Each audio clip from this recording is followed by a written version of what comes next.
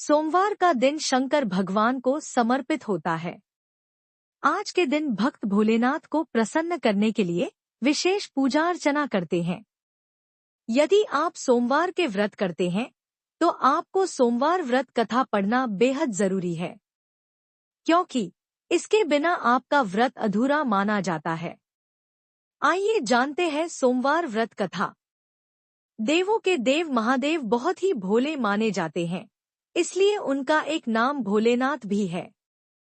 पौराणिक मान्यतानुसार भगवान शंकर को प्रसन्न करने के लिए किसी भी तरह के खास विशेष पूजन की आवश्यकता नहीं होती, क्योंकि कहा जाता है कि वह तो भोले हैं और भक्त की मन से की गई क्षणिक मात्र की भक्ति से ही वह प्रसन्न हो जाते हैं। सोमवार का व्रत रखने से कुंडली में चंद्र ग्रह मजबूत होता है, जिससे नौकरी और व्यवसाय में लाभ मिलता है। साहूकार को मिला संतान प्राप्ति का वरदान। एक बार किसी एक नगर में एक साहूकार था। उसके घर में धन की कोई कमी नहीं थी, लेकिन कोई संतान न होने के कारण वह बहुत दुखी था। संतान प्राप्ति के लिए वह हर सोमवार को व्रत रखता था और पूरी श्रद्धा के साथ शिव मंदिर जाकर भगवान शिव और माता पार्वती की पूजा करता था। उसकी भक्ति देखकर एक दिन मां पार्वती प्रसन्न होकर भगवान शिव से साहूकार की मनोकामना पूर्ण करने का निवेदन किया। पार्वती जी के आग्रह पर भगवान शिव ने कहा कि हे पार्वती, इस संसार में हर प्राणी को उसके कर्मों का फल मिलता है और जिसके भाग्य में जो हो उसे भोगना ही पड़ता है। लेकिन पार्वती जी ने साहूकार की भक्ति देखकर उसकी मनोकामना पूर्ण करने की इच्छा व्यक्त की। माता पार्वती के आग्रह पर शिवजी ने साहूकार को पुत्र प्राप्ति का वरदान तो दिया, लेकिन उन्होंने बताया कि यह बालक 12 वर्ष तक ही जीवित रहेगा। माता पार्वती और भगवान शिव की बातचीत को साहूकार सुन रहा था, इसलिए उसे ना तो इस बात की खुशी थी और ना ही दुख।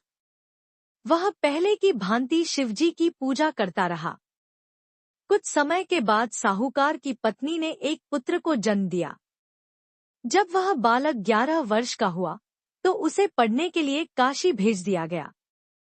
साहूकार ने पुत्र के मामा को बुलाकर उसे बहुत सारा धन देते हुए कहा कि तुम इस बालक को काशी विद्या प्राप्ति के लिए ले जाओ। तुम लोग रास्ते में यज्ञ कराते जाना और ब्राह्मणों को भोजन दक्षिणा देते हुए जाना। दोनों मामा भांजे इसी तरह यज्ञ कराते और ब्राह्मणों को दान दक्षिणा देते काशी नगरी निकल पड़े।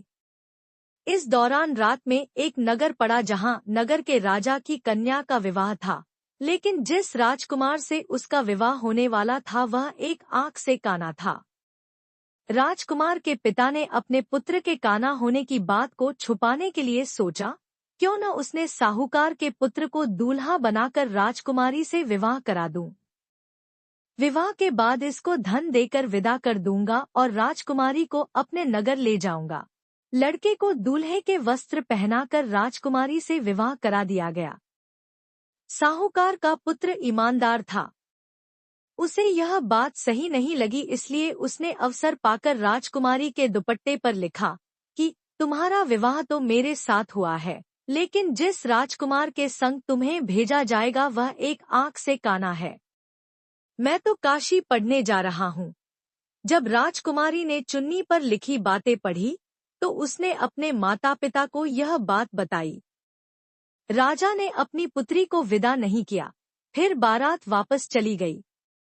दूसरी ओर साहूकार का लड़का और उसका मामा काशी पहुंचे और वहां जाकर उन्होंने यज्ञ किया।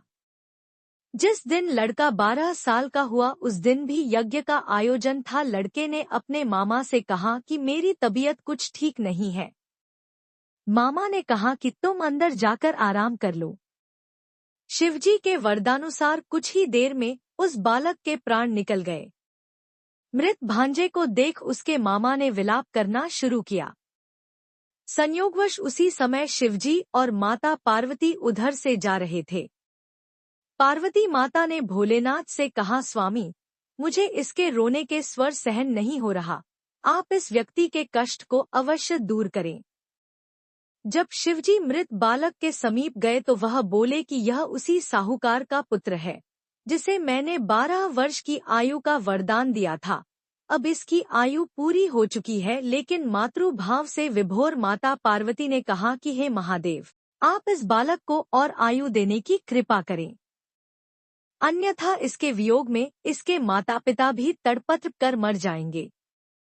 माता पार्वती के पुनः आग्रह पर भगवान शिव ने उस लड़के को जीवित होने का वरदान दिया।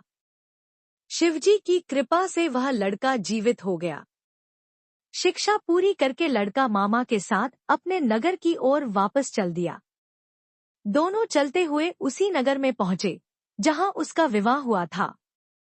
उस नगर में भी उन्होंने यज्ञ का आयोजन किया। उस लड़के के ससुर ने उसे पहचान लिया और महल में ले जाकर उसकी खातिरदारी की और अपनी पुत्री को विदा किया। इधर साहूकार और उसकी पत्नी भूखे प्यासे रहकर बेटे की प्रतीक्षा कर रहे थे। उन्होंने प्रण कर रखा था कि यदि उन्हें अपने बेटे की मृत्यु का समाचार मिला तो वह भी प्राण त्याग देंगे, परंतु अपने बेटे के जीवित होने का समाचार पाकर वह बेहद प्रसन्न हुए। उसी रात भगवान शिव ने साहूकार के स्वप्न में आकर कहा, हे श्रेष्ठी, मैंने तेरे सोमवार के व्रत करने और व्रत कथा सुनने से प्रसन्न होकर तेरे पुत्र को लंबी आयु प्रदान की है। इसी प्रकार जो कोई सोमवार व्रत करता है या कथा सुनता और पढ़ता है, उसके सभी दुख दूर होते हैं और सभी मनोकामनाएं पूर्ण होती हैं। जय भोलेनाथ।